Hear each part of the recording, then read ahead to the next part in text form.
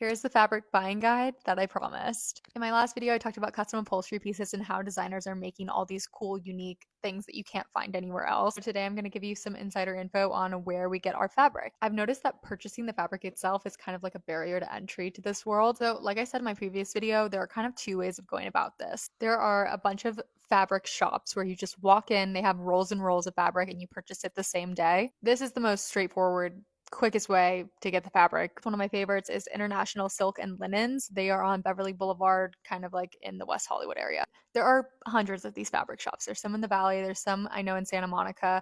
If you just look up fabric shops, look at the images of the store before you go and make sure they have like rolls and rolls of fabric lined up on shelves, and then chances are you'll find something. Other way of going about this is a little more complicated and can sometimes get exclusive. If you live in Los Angeles, there is the PDC, the Pacific Design Center, and on the fifth floor, they have every single fabric designer type, like the higher end ones. If you're looking for something super, super specific, then this is probably the route you want to go. Some of the companies are a little weird about selling to the general public, require you to have like a trade account or a seller's permit. At least from my experience, I don't know if that's because they only offer discounted pricing to people with the trade accounts, obviously. Like if my clients want to go in there and browse fabrics and pull samples on their own, I'll have them use my account because otherwise it's like sometimes weird. And every store has a different system of how they want you to identify what samples you want pulled. Some of them will give you a scanner when you walk in and you just walk around scanning barcodes and it collects all the data and then the samples are waiting for you at the sample desk. And then other companies will give you like a little piece of paper that you walk around with and write down the numbers of the fabrics that you want samples for. After I get my samples, take them to my client, get them approved, then I email my sales rep with the quantity and the fabric that I want. They send you like a payment link and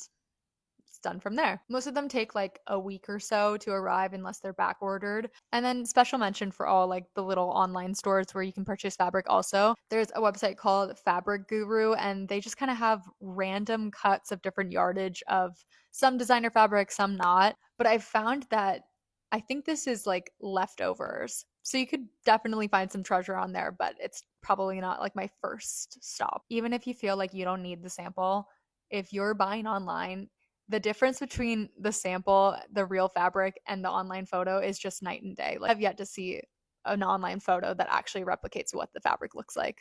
The color is never what it actually is. I purchased like a cream fabric, and when my sales rep sent me the preview photo online, it was brown. So I would not recommend buying fabric without a sample.